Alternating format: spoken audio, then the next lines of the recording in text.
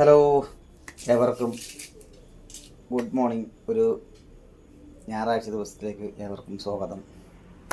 I am trapped guys. വേറെ ഒന്നുമല്ല, പണി കിട്ടി. വൈഫിന് പല്ല് വേദന. അങ്ങനെ ഹോസ്പിറ്റലിൽ പോയി ഒരു പല്ലിളക്കും എന്ന പ്രതീക്ഷയിൽ ചെന്നപ്പോൾ 2 പല്ലിളക്കി ഗൈസ്. അങ്ങനെ വൈഫിനെ ഇന്നലെ വൈകിട്ട് 5:30 മണിയൊക്കെ ആയപ്പോൾ ദുബായിൽ ഫ്ലൈറ്റിൽ കയറ്റി നേരെ ദുബായിൽ കൊണ്ടുപോയി ഇളക്കിയപ്പോൾ പെട്ടത് ഞാൻ. മൊത്തം ജോലി എൻ്റെ തലമേലായി. എന്തെല്ലാം ജോലി എന്നറിയ ചെയ്തുകൊണ്ട് നിൽക്കുന്നത്. നെത്തോലി മീൻ മേടിച്ചു നുള്ളാൻ പോകുന്നു. നെത്തോലി മീൻ നുള്ളാൻ പോകുന്നു. പിന്നെ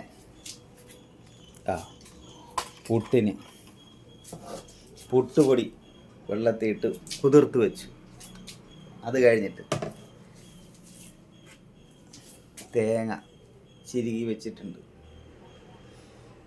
മീനിന് വേണ്ടിയുള്ള തേങ്ങ ചിരുകിയിട്ടുണ്ട്. പിന്നെ ഉച്ചയ്ക്ക് ഞം ചാമ്പണ്ടേ, അത് പുറത്ത് കിടക്കുന്നുണ്ട്. ഇപ്പം കാണിച്ചു തരാം. തിളക്കട്ടെ.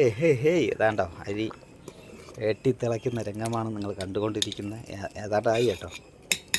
അരി ഏതാണ്ട് പാകമായെന്ന് തോന്നുന്നു.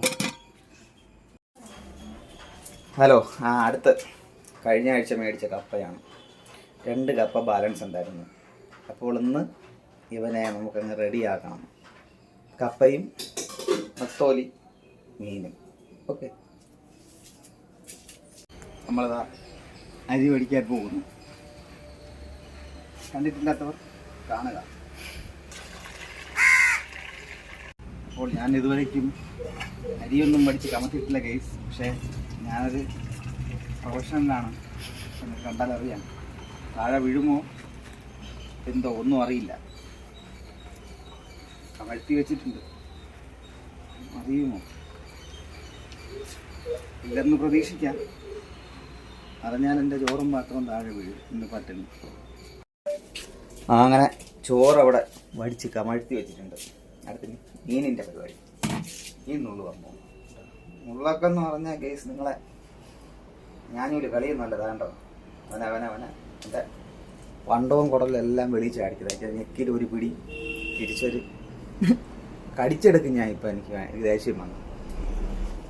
അങ്ങനെ നമ്മുടെ നെത്തോലി റെഡി ആയിട്ടുണ്ട്. ഇത് അരപ്പെല്ലാം വെച്ച് പച്ചമുളക് തക്കാളി എല്ലാം കൂടെ ഇട്ട് സെറ്റാക്കിയിട്ടുണ്ട്. ഇനി അടുപ്പത്ത് കയറ്റണം. ഇവനെ അങ്ങ് കൊല്ലണം.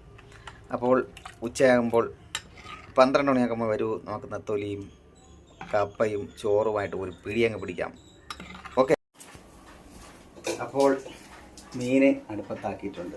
എല്ലാം സെറ്റായി. അപ്പം ഇനി രാവിലത്തെ കാപ്പിക്കുള്ള ഐറ്റം സെറ്റാകട്ടെ.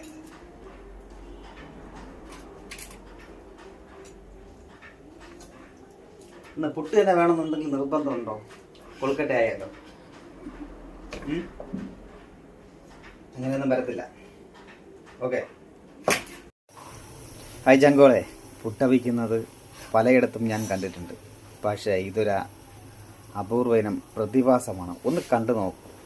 അതാണ്ടോ സാധാ പുട്ടുകുത്തിക്കകത്ത് മാവ് ഫില്ല് ചെയ്ത് കഴിഞ്ഞാൽ താപ്പോട്ട് പോകുള്ളൂ. ഇപ്പോൾ അതാണ്ടോ മേലോട്ട് റോക്കറ്റ് പോലെ വരുന്നുണ്ട്. ഇതെനിക്ക് തോന്നുന്നു ഒരു പ്ലേറ്റ് കൊണ്ട് ഇതിൻ്റെ അടുത്ത് വെച്ച് കഴിഞ്ഞാൽ തനിയെ പുട്ട് ആ പ്ലേറ്റിനകത്ത് വീഴും എന്നാണ് എനിക്ക് തോന്നുന്നത്. അങ്ങനെയാണെന്നുള്ളവർ ഒന്ന് കമൻറ്റ് ചെയ്യുക. കണ്ടോ അതാ ഉയർന്നു വരുന്നുണ്ട് മേളിലോട്ട്. ഇപ്പം തന്നെ അതാ ഒരു 2 ഇഞ്ചോളം പുട്ടുകുത്തിക്കകത്ത് നിന്ന് പുട്ട് തനിയെ മേളിലോട്ട് വരുന്നുണ്ട്. ഇത് അങ്ങനെ ഫസ്റ്റ് പുട്ട് റെഡി ആയിട്ടുണ്ട്. ആ കുത്തി താഴെ വീഴും.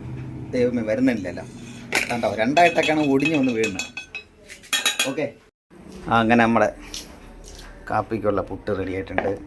പിന്നെ മീൻ കറി റെഡി ആയിട്ടുണ്ട്. ചോറ് റെഡി ആയിട്ടുണ്ട്. അപ്പോൾ ഇന്നത്തെ കലാപരിപാടിയിൽ ഇവിടെ അവസാനിച്ചിരിക്കുന്നു. ഹായ്, അപ്പോൾ ഇന്നത്തെ വീഡിയോ എല്ലാവർക്കും ഇഷ്ടപ്പെട്ടു എന്ന് വിശ്വസിക്കുന്നു. വീഡിയോ ഇഷ്ടപ്പെട്ടാൽ ലൈക്ക് ചെയ്യുക, കമൻറ്റ് ചെയ്യുക, ഷെയർ ചെയ്യുക.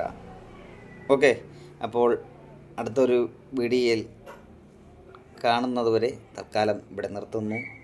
Okay, bye bye.